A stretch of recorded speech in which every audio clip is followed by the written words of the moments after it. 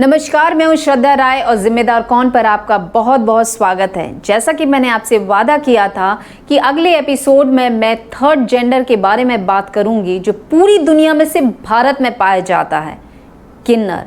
जी हाँ, किन्नर मतलब हिजड़ा, न नर न नारी, जो भारत में जन्म से लेकर मृत्यु तक हम नर नारियों को अपना आशीर्वाद देने आते हैं। ये प्रजाति भारत में ही पाई जाती है। मैंने ऐसा इसीलिए कहा क्योंकि पूरी दुनिया में किसी भी देश में किन्नर को इस तरीके से नहीं लिया जाता है जैसा कि हम लेते हैं। ईश्वर का विधान कहें या एक दुस्वप्न जिसे भारत में जिंदगी भर जीते हैं। बात केवल इतनी सी नहीं बल्कि बहुत बड़ी है और बेहद खौफनाक। तो आइए जानते और समझते हैं कि आखिर इस जीवन के लिए जिम्मेदार कौन।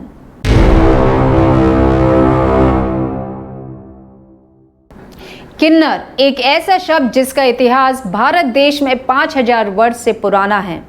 महाभारत काल में अर्जुन ने अपने अज्ञातवास में उर्वशी के श्राप के कारण किन्नर का रूप रखा। तमिल महाभारत की पौराणिक गाथाओं में युद्ध जीतने के लिए अर्जुन के पुत्र आर्यवन से स्वयं भगवान श्री कृष्ण ने मोहिनी का रूप धारण करके एक दिन का विवाह किया, जिसे आज भी दक्षिण भारत के किन्नर महोत्सव के रूप में मनाते हैं और उसमें अपना विवाह भी करते हैं।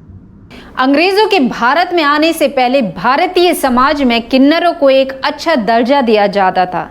यहाँ तक कि अच्छे कद काठी होने के कारण उन्हें रानी निवास की सुरक्षा की व्यवस्था भी दी जाती थी और राजभवनों के वे बेहद करीब भी माने जाते थे।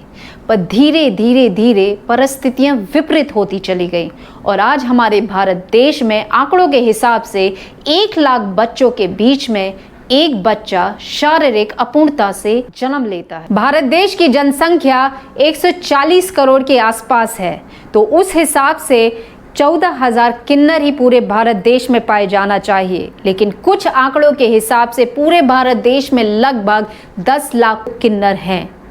तो ये 9,85,000 लोग कौन है और कहां से आते हैं?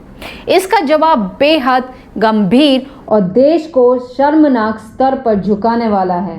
ये जो समाज आशीर्वाद देता है, हमें दुआएं देता है, आज एक बहुत बड़ा धंधा बन चुका है जिसमें बहुत ज़्यादा गंदगी और शर्मिंदगी है। ऑल इंडिया हिजड़ा कल्याण सभा की रिपोर्ट के हिसाब से गुरु शिष्य परंपरा वाले समाज में सिर्फ पैसों का खेल हो रहा है।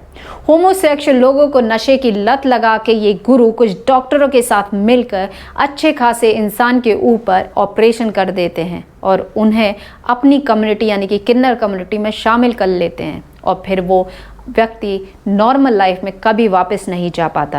और इस तरह उनकी संख्या लगातार बढ़ती जा रही है ताकि कुछ गुरुओं तक लगातार ज़्यादा आय पहुंचती रहे। और आय भी सिर्फ शादी जन्मोत्सव पर नाचने गाने से नहीं बल्कि बहुत घृणित कामों द्वारा। जी हाँ, जिन हिजड़ों को पवित्र माना जाता था, जिनके आशीर्वाद को ईश्वर का वरदान माना जाता था, उनसे अब जिस्म फरोशी भी करवाई जाती है और कई बार बलात्कार भी किया जाता है। झापड़ भी मार देता है या तो कोई भगा देता है या तो फिर 4 लोग मिलके पकड़ के रास्ते पे पीट देते हैं, मार देते हैं। पुलिस तो कभी मदद नहीं करते हैं, वो और हमारे ऊपर करते हैं, मारते हैं। सेक्स करने के लिए हमें वो करते हैं, प्रेरित करते हैं कि तुम्हें करना पड़ेगा। वहाँ पे एक पुलिस वाला नहीं होता है, 4 लोग होते हैं जो मारते पीटते हैं, जोर ज़बरदस्ती से सेक्स करते हैं और ये होता है, डेली होता है। इतने गंदे तरीके से ट्रीट कर रहे थे। मैंने ताली बजाई, मैंने बोली कि मैं हिजड़ा हूँ यार, मुझे तो छोड़ दो। तो भी 4 लड़के थे, बहुत गंदे तरीके से बिहेव किए उन लोगों ने और बहुत गंदा काम करे। कैसे कर लेते हैं इतना गंदा काम कुछ लोग? जब भी हम किसी भी फिजिकली चैलेंज या विजुअली चैलेंज व्यक्ति को देखते हैं तो हमारे अंदर एक दया का भाव होता है और उसकी मदद करने के लिए हम हमेशा आगे होते हैं। तो फिर इन अभागों पे किसी को तरस क्यों नहीं आता है? हालांकि भारत देश में काफ़ी ऐसी संस्थाएं हैं जो इनके लिए काम कर रही हैं, इनके सुधार के लिए काम कर रही हैं और भारत सरकार ने भी इन्हें ट्रांसजेंडर इनकी मान्यता दे दी है, पर इनका असली हक अभी भी मिलना बाकी है।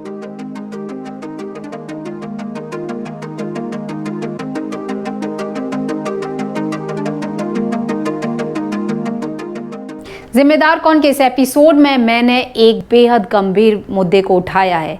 तो मैं आपसे जानना चाहती हूँ, क्या आप अपने घर में कभी भी किन्नर को किसी भी प्रकार काम के लिए रख सकते हैं? क्या उनके लिए ड्राइविंग, सिक्योरिटी या कुरियर जैसी सर्विसेज में काम नहीं मिलना चाहिए? आप इस समाज के लिए यानी कि किन्नर समाज के लिए आप क्या योगदान दे सकते हैं? ये जवाब मैं आपसे सुनना चाहती हूँ। इंतज़ार रहेगा आपके जवाबों का। तब तक अपना ध्यान रखिए। नमस्कार।